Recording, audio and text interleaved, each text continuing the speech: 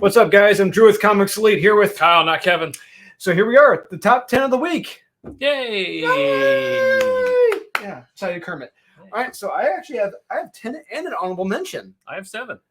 Of course you do. Yay. And if you're new here, please remember to like, subscribe, comment, hit the notification bell so you can get notified when we go live, do videos, and do other fun stuff. Mm-hmm. All right, my honorable mention of the week. I know you had thoughts about it, not as kind as mine. I found this in the walls. One shot from Aftershock. Once again, Cullen Bunn, I think right now he is the best horror writer right now in comics. Whoa. Yes. No. Yes. Not even close. The mystery, the suspense, the paranoia, the building tension, I enjoyed it in this comic. It's very kinetic, very suspenseful. And when you get to the end, it's like, that's what I love. It makes a great horse race. So many questions. I love that. And I gotta say, it's an honorable mention. Do check this out. But one reason why it's an honorable mention, it got bumped out, is because look, the size, it's a one shot, and it's Aftershock. So it's and read it Telltale Hard. No. It's a lazy version of It's an updated version of it. God. It's good. That's all I'm gonna say. All right. So with that, we're on to our top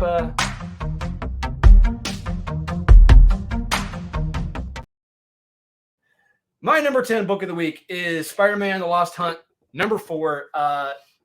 You know what? It was okay. It's arguably the weakest issue of the series, but it's not bad. Mm-hmm. We get the origin of Aha, the band Aha. I think it's Aha. The band Aha. Mm-hmm. When she met Craven, fell in love, and we also get Mary Jane trying to bring Peter back from the brink of becoming a monster, like he was at the end of the previous issue. Mm-hmm. It's good. It's not bad. It's a massive exposition dump about Aha and Craven and their time they spent together. Art is okay. It does change up a lot in here, which is kind of disappointing as well. Mm-hmm. Whereas it made sense in the previous issue with Kyle Hotz. But on the whole, it's not bad. That's what you want in the top 10. Well, hey, we're on.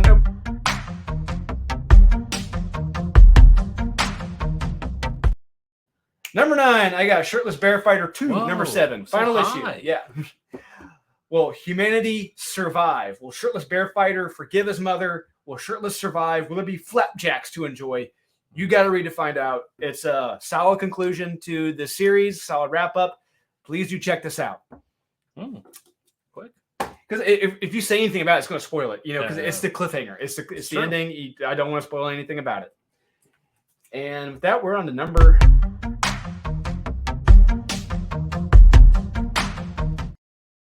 Gunslinger, number 17. This was action-packed and solid. Great fight scenes, terrific art, consequences, and a scene at the end I didn't expect to happen. But hey, desperate times call for desperate measures. It wasn't the best I read this week. The fights felt like they were missing something in here. Mm-hmm. But it's a recommendable comic. Better than the previous issue. Yeah, do check out Gunslinger number 17. Didn't read it. Yeah, hey, Brett Booth still doing the art. He's done every single issue. Good. Yeah, can't beat that. Nope. And so we just did 8, right? We did. So that means we're on to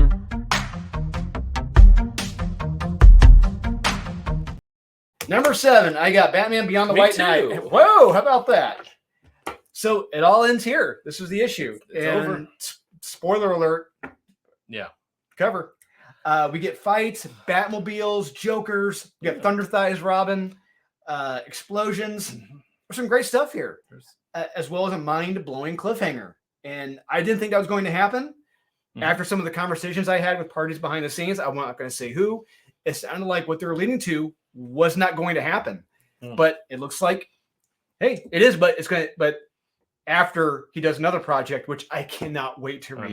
That looks awesome. He puts a preview of stuff in the back of this. Please. I cannot wait.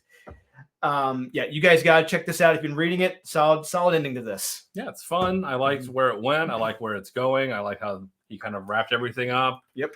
In this run and could continue. Wasn't a fan of how he drew Superman.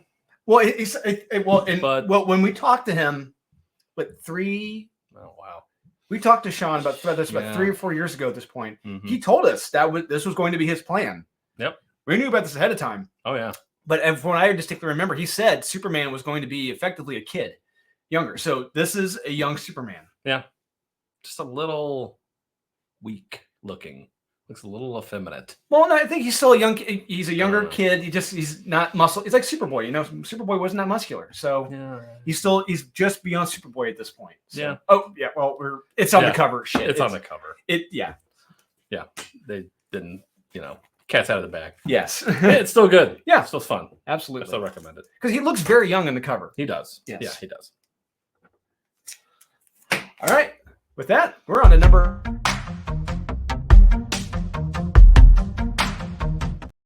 6. I know you enjoyed this issue. I got Hulk, number 12. Fuck. You put that above that. I have 8 You billion genies. You put that 7. above.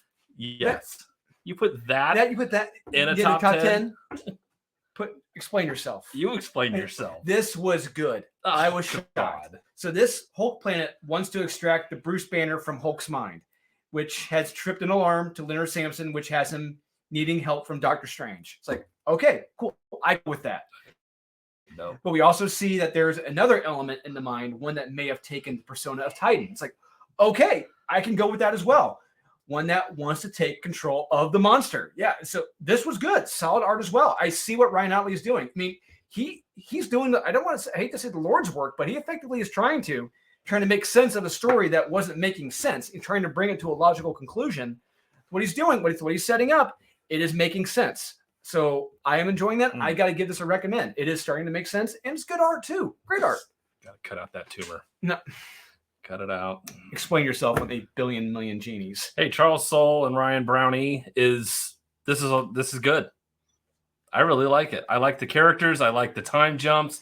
I like how there are these cities set up throughout the world, and in order to get power, they've gotten people's wishes, and then it's people in cities fighting other people with wishes, and then you have lawyers going after these. I really enjoy it. I have a lot of fun with this. I like all the characters.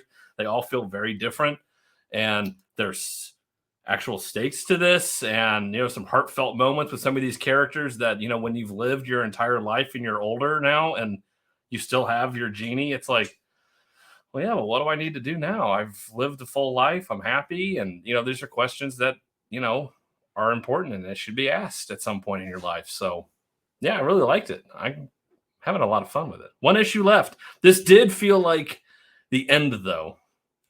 How it kind of wrapped it. It seemed like it was like, okay, it's kind of wrapped everything up. And then I'm like, oh, wait, there's one more issue. So that's like, is that the curtain call? It felt like, but still good. Good art. I recommend it. Better than Hulk. I disagree with that. Disagree with you there. Mm-hmm. God, that was number 6. I can't imagine you remember.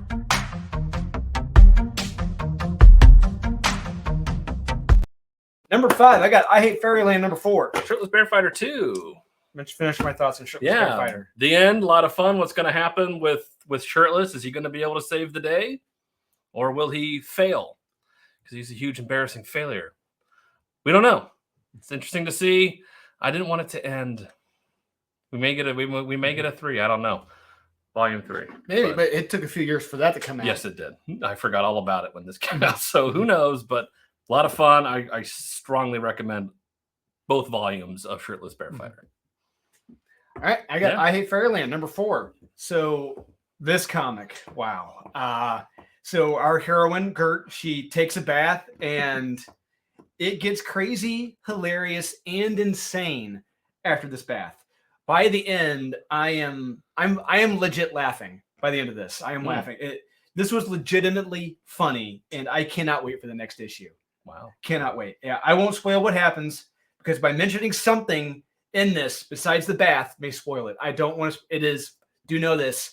It is hilarious. Scotty Young is a legit storyteller. He's a legit writer. He is a legit funny writer. He knows comedy. Wow, that's high praise. Yes, it is very high praise, and I got given that. This is a very fun read. I Hate Fairyland number 4. Wish I read it. Of course. Although I do wonder if you read what is in our number.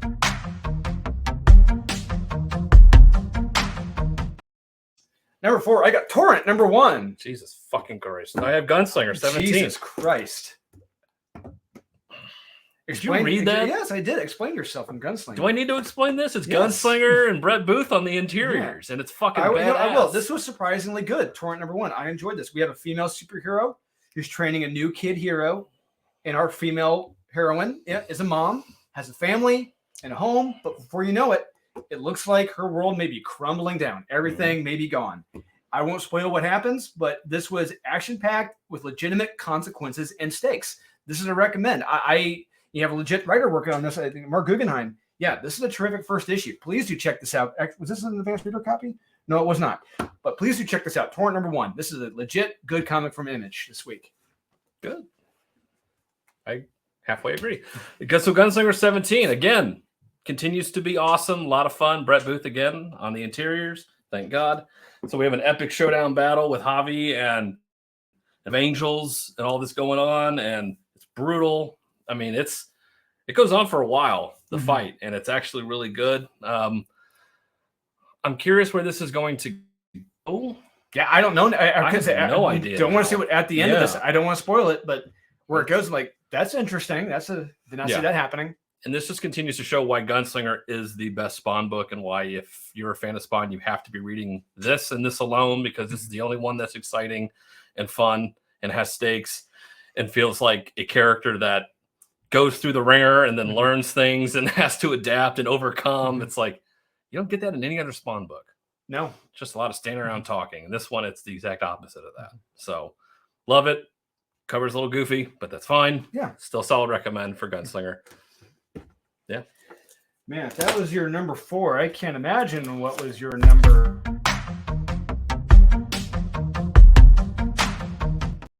Number 3, I got Nightwalkers, book 2. Jeez, I got Nemesis Reloaded, number 2. Number 3. Yeah. Wow. I can't believe that. Nightwalkers, book 2. Yeah, the horror, the suspense, the action, the drama are still in high gear because I read issue 1. I thoroughly enjoyed issue 1, and this kept it going. I think you would have enjoyed this more if you read issue 1. Doubt it. But as they're all picked off one by one in the forest. The survivors manage to find an abandoned city to take refuge in from these demons. I'm calling them demons. But it looks like this refuge may not be completely safe. This was really damn good. Once again, this is horror done right. Yeah. That's all I got to say about that. Recommend. Horror retold again. Explain why this is so high.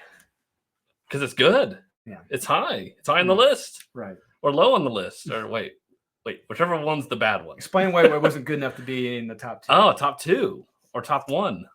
This wasn't as good as issue 1, in my opinion. Not as well, there's hardly any action in this at all. We're given a backstory of a character we don't quite know yet. I think he wants us to think it's somebody, but it's obviously not. I'll get into that later on. So this picks up right where issue 1 left off. We have the aftermath after Nemesis has ordered everyone, if you kill a cop, I'm going to give you $10,000, and we see what has happened because of that. Yeah, and it's not looking good. We're getting a lot of people quitting, getting shot and killed, and it's up to the mayor and the interim chief of police to figure out, well, what the fuck are we going to do? I mean, if you're with Antifa or BLM, you're going to love the opening of this. You're going to be laughing. But if you have common sense and you think individually, not in a hive mind, you're thinking this is terrifying. Yeah. And then you have rich people getting mad at the mayor, like, why aren't you doing more? And he's just like, because he was a cop. So he's like, fuck it. I got to figure out who this guy is. And we're going to take him down. And they think they have a lead. And, but it's still good. I just liked issue 1 better, but I'm still excited. I can't wait to see where it goes. So Nemesis Reloaded, number 2, still good. So I'm curious to see what's going to be in our top 2. Me too. Yeah. All right. So with that,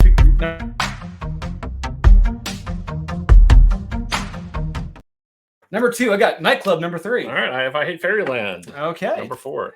I want you to finish my thoughts on I Hate Fairyland. This was the best issue of I Hate Fairyland so far. This was fucking hilarious. Yes. It all revolves around her taking a bath, and I absolutely love what happens when she's forced to take a bath and how quickly things escalate. Yes. And I love the decisions that are made. Because We can't talk. I really want to, but I can't because I mean it was just so fucking funny. Mhm. Like I was honestly laughing out loud. Like I don't know. I don't want to spoil it. It honestly is hilarious. Mhm. Best issue of I Hate Fairyland so far, so Mhm. I had to get it up this high. Okay. So solid recommend. And I got Nightclub number 3. This was good, and as Sean so eloquently says, much more gooder than issue 2. Action packed. We get some drama between our heroes, and it looks like there may be another group of people who aren't too happy with this new group of vampires. Another nightclub? Another maybe a bite club. Oh, yeah, or a day club. Oh, This is great. We see some new elements being established here, which really ramps up the drama. I love that. Recommend Nightclub number 3. Really damn good. interesting. Right. So that was number 2. That means we're on to number.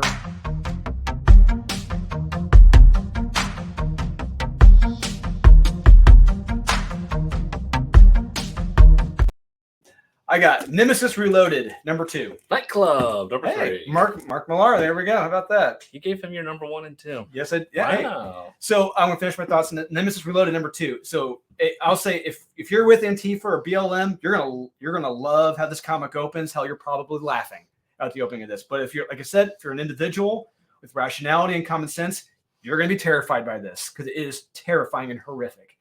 And what's done to these cops has actually happened in real life because of these groups. Mm-hmm. So, yeah. Nemesis leaves some interesting calling cards for the police. The new mayor, look, yeah, I like it. The new mayor is trying to find this guy, help his cops, and deal with these millionaires in the city demanding attention. Which hey, that makes sense. True. Yeah. We also learned that some of the henchmen for the Nemesis may not be criminals themselves. Yeah. And then we get the quote unquote origin of a character in here. Yep. But remember, this is solely from the point of view of that character. Right. So reliability on this being 100% true, not likely. But we get a motivation as to why this city and they need cops. Yeah, why they need them, and why this guy hates cops as well. Yes. So yeah, it is only going to get worse after this. Doesn't look good. No, it does not. The art, the pacing, the mystery, the dialogue, the unreliable narrators. I love all that because I want to know because Mark Millar always has a twist. Oh, yeah. And I'm waiting for that to drop. This is all damn near perfect for me. Strongest recommends this week for me. Good. Nightclub number 3. Yeah, much better than issue 2. Mm-hmm. Still lots of fun. Yes, so I like the dynamic between our 3 characters. They're all incredibly different. Yeah. And I like the party scene. Was really exciting and fun. But I do like the drama between the group now because it's like setting up another an element there. It's like, oh, okay, there we go. Yeah, and then the new characters we're introduced to. It's like, oh, these are bad motherfuckers. Yes. And where that's going to go is going to be very interesting, and I can't wait to see that unfold and how that's going to go. So, yeah, this is a surprise again, a vampire story, actual vampire story with that's not the same thing regurgitated over and over again like somebody does. It's really good. This is a lot of fun. Again, his page, like these books. I mean, you can't go wrong with either one of these. Really, no. I mean, they're damn near perfect. No, books. Image killed it this week. Yeah, these two Mark Millar books, and I Hate Fairyland, Gunslinger. Yeah, I mean, it's 1, 2, 3, 4 punch right there. Yeah, when they hit, and they're much better than Marvel and better than DC this week. Yeah. So yeah, these are both solid. I mean, you can't go wrong with Mark Millar. I mean, Jesus, he's firing on all cylinders right now. He's too good. He's poaching all the artists from DC and Marvel right now. It's Jorge Jimenez, and Juan Ramirez, another artist he poached. These are legit talents. Yeah. And his dialogue is so good. Like how he's able to write a psychopathic killer, but I mean, in a way here and then teenage kid vampires, and here it's like you couldn't be any different. And these are very different. It's like it's not like an X-Men book where they all sound exactly the same. Or you could just say it's not a Marvel comic where they all sound the same, or not a DC comic where they all sound the same. Yeah, you'd be like, holy crap, did the same guy wrote these? Yeah, he actually tried. He's legit talented. He is. Go figure. How about that? Fun. There you go, guys. That's the top 10 of the week. What do you think? Are we 100% correct? Is Kyle 99% incorrect? Please do let us know in the comments. And please remember to like, subscribe, comment, hit that notification bell. It's down there somewhere, usually. And stay tuned on Friday. We'll have our weekly floppy wrap up. Have Wes on board and maybe a few others to join us. But in the meantime, keep watching the skis.